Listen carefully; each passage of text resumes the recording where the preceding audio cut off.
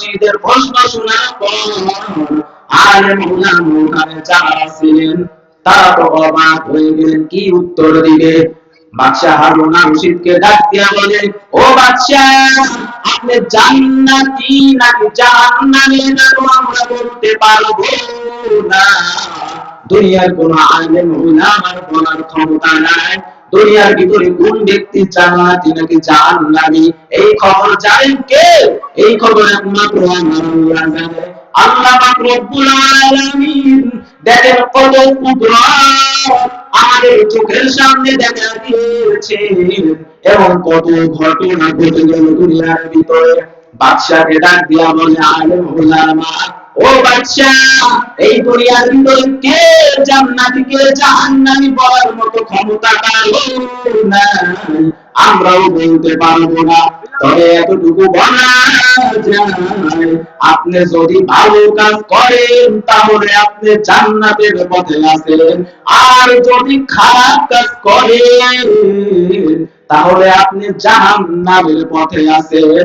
তবে সাবধান সাবধান, আপনি জান্নাতি আর জাহান্নামী এটা বলার সুযোগ নাই। কি বলছেন? যদি ভালো কাজ করেন তাহলে আপনি জান্নাতের রাস্তায় আছেন, আর যদি খারাপ কাজ করেন তাহলে জাহান্নামের রাস্তায় আছেন। বাদশা ডাক দিয়া বলে, তাহলে আমার লাভ কি হলো? আপনারা তো আমাকে এক লাইনের মধ্যে ফালাইতে পারলেন না। আলেম ওলামা ডাক দিয়া কয়, কারো ক্ষমতা নাই এক রাস্তায় ফালানোর। কি বলতেছে? কারো ক্ষমতা নাই। যখন আলেম ওলামা উঠে দাঁড়ালেন, চলে যাবেন বাড়ির দিকে রওনা, পিছনের থেকে একটা 9 বছরের বালক দাঁড়ায়, ও বাদশা, এই প্রশ্নের জবাব আমি ছোট্ট বাচ্চা দিতে পারবো। সুবহানাল্লাহ। কথা কি বুঝতেছেন? বাদশা অবাক হয়ে গেলেন।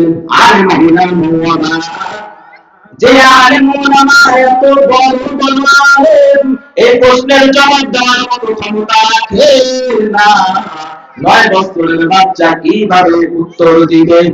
যখন এই কথা বললেন, বাদশা ডাক দিয়া বলে, তুমি সামনের দিকে আসো। ওই ছোট্ট বাচ্চা 9 বছরের বালক সামনের দিকে চলে গেলেন। সামনে যায়, ও বাদশা, আপনি যে প্রশ্নটা করলেন আবার আমাকে একই প্রশ্ন করেন। যখন বাদশাকে বলা হলো একই প্রশ্ন করার জন্য, বাদশা ডাক দিয়া বলে, এর 9 বছরের বালক, বলো আমি জান্নাতি নাকি জাহান্নামী, তাড়াতাড়ি বলে দাও। 9 বছরের বাচ্চা বলে, ও বাদশা, আমি আপনাকে এটা বলার আগে যদি বেয়াদবি না নেন তাহলে আমি একটা জিনিস বলতে চাই, একটা কথা বলতে চাই। বলে, কি কথা? তাড়াতাড়ি বলে দাও। তখন বাদশা ডাক দিয়া বলে, বাদশা, ওই 9 বছরের বালক ডাক দিয়া বলে, ও বাদশা, জানেননি? বলেন তো দেখি, যে প্রশ্ন করে সে বড় নাকি যে উত্তর দেয় সে বড়?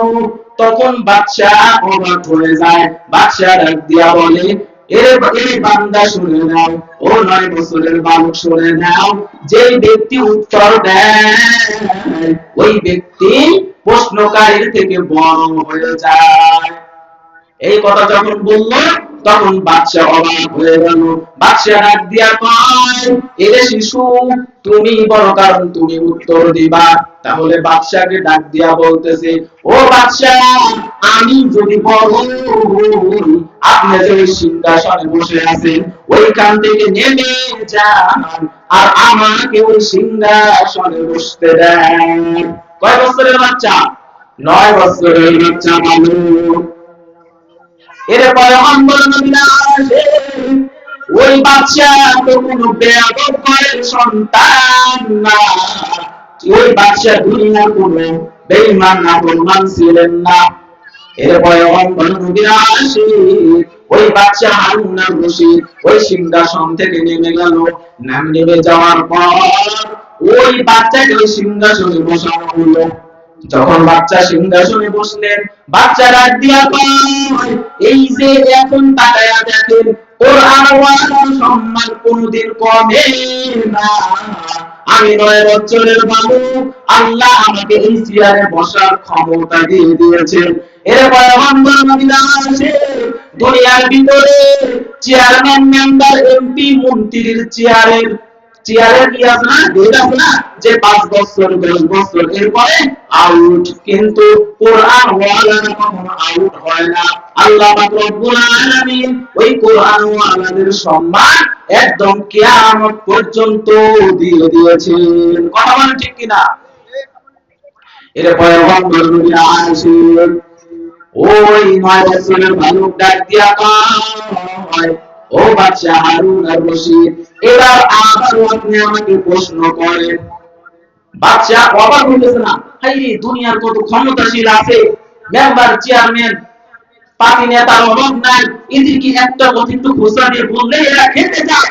আর অর্ধ জানলে যে বাদশা ছিল হারুন আর রশিদ, এত বারবার 9 বছরের বালক ডাক দিয়ে বলতেছে আপনি প্রশ্নটা আবার করেন। আবার যখন সিংহাসনে বসলো আবার বলতেছে আপনি প্রশ্নটা কি আবার করেন। কি প্রশ্ন আপনার? 9 বছরের বাচ্চা ডাক দিয়া বলল, ও বাদশা আপনি প্রশ্ন আবার করেন। হারুন আর রশিদ ডাক দিয়া কয়, ও 9 বছরের বালক, বলো আমি জান্নাতি নাকি জাহান্নামী?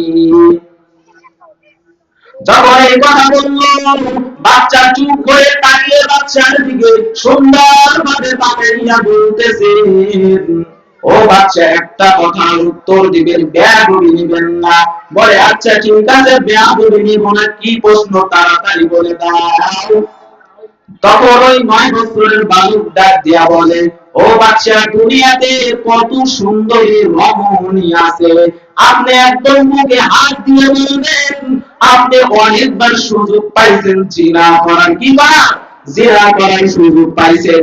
আপনার চোখের সামনে সুন্দরী রমণী এসে দাঁড়িয়েছিল, চাইলে জিনা করতে পারতেন, কিন্তু আপনি করেছেন কিনা? কঠিন প্রশ্ন না? বাদশা হারুন আর রশিদ এই প্রশ্ন শোনার পর বাদশা হারুন আর রশিদের চোখ দিয়ে টলমল করে পানি বের হইতেছে। তখন বাদশা হারুন আর রশিদ ওই বালককে ডাক দিয়ে বলে, আল্লাহর কসম করে বলি রে বালক, একবার না এমন বহুবার আমার সামনে সুন্দরী রমণীরা এসে হাজির হয়েছে। আমি বাদশা চাইলে যে না করতে পারতাম, কিন্তু খোদার কসম করে বলি ও বালক, আমি এই পর্যন্ত জিনা কাজের ভিতরে লিপ্ত হই নাই। ওই 9 বছরের বালক ডাক দিয়া কয়, ও বাদশা তাহলে আপনার উত্তর আপনি জেনে নেন। আমি গ্যারান্টি এবং চ্যালেঞ্জ দিয়ে বলতে পারি হাজারো আলেম ওলামার ভিতরে আপনি একজন জান্নাতি মানুষ। সুবহানাল্লাহ। যখন বললো আপনি জান্নাতি মানুষ, আলেম ওলামারা দাঁড়ায় গেল। দাঁড়ায় ওই বাচ্চার সামনে ওই বাচ্চা 9 বছরের বাচ্চাকে ডাক দিয়া বলে, ও বাবু তুমি কি বলতেছো? আন্দাজে কে জান্নাতি কে জাহান্নামী এটা একমাত্র আল্লাহ পাক রব্বুল আলামিন জানে, তুমি জানলা কেমনে? তখন ওই 9 বছরের বালক ডাক দিয়া বলে, ও আলেম ওলামা শুনে নাও, আমি এমনি এমনি বলি নাই, আমি কোরআন কারীম থেকেই বলে দিয়েছি। কি থেকে বলছে? কোরআনুল কারীম থেকে। সব সমাধান এই কোরআনে পাবেন। আল্লাহ পাক রব্বুল আলামিন এই কোরআনুল কারীমের ভিতরে সব সমাধান দিয়ে দিয়েছেন। যখন এই কথা বললো আলেম ওলামা ডাক দিয়া বলেন, কোরআন থেকে তুমি যে বলছো এর দলিল কি? ওই 9 বছরের বালক ডাক দিয়া কয়, তাহলে দলিল জেনে নেন।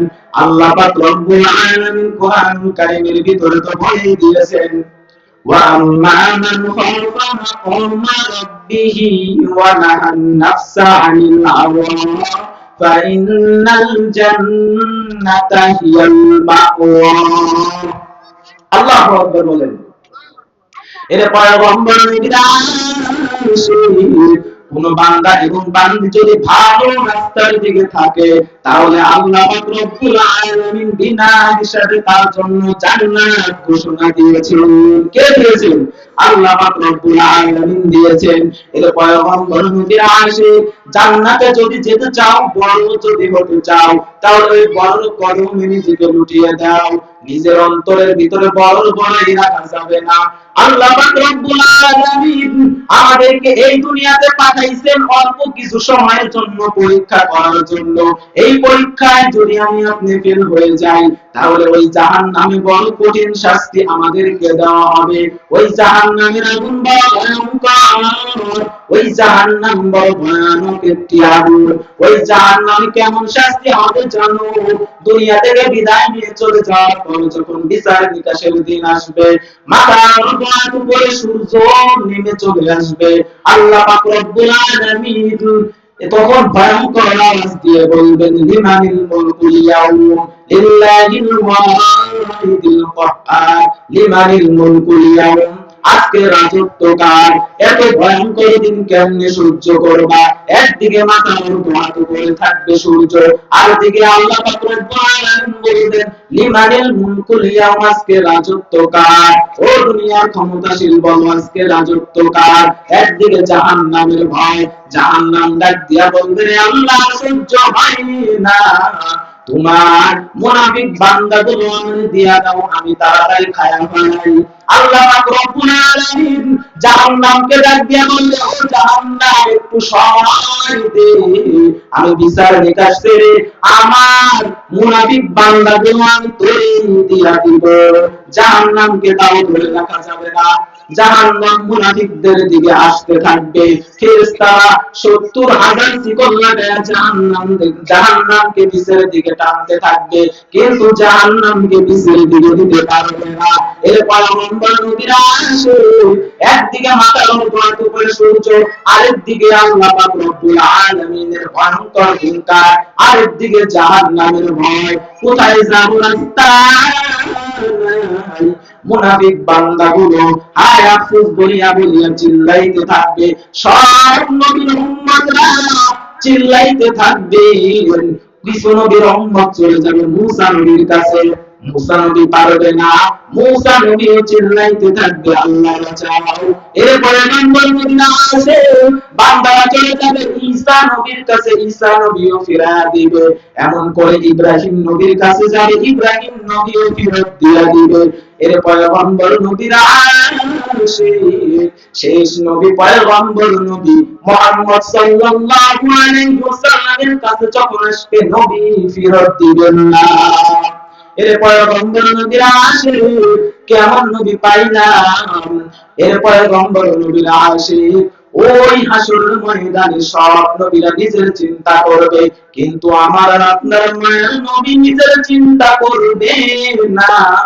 আমার এবং আপনার নবী চিন্তা করবে একমাত্র আমাদের। কি ভাগ্যবান আমরা!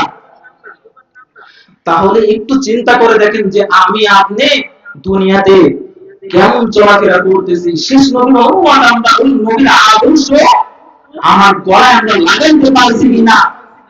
যেই নবীর সুপারিশ ছাড়া একটা উম্মতে কি জান্নাতে যেতে পারবে না। এই জন্য নবীর ভালোবাসা, নবীর মহব্বত যদি আমাদের অন্তরে থাকে তাহলে আমরা জান্নাতে যেতে পারবো, না থাকলে যেতে পারবো না। তো চেষ্টা করতে হবে সব সময় নবীর একটা সুন্নাত, যে কোনো একটা সুন্নাত আঁকড়িয়ে ধরার জন্য।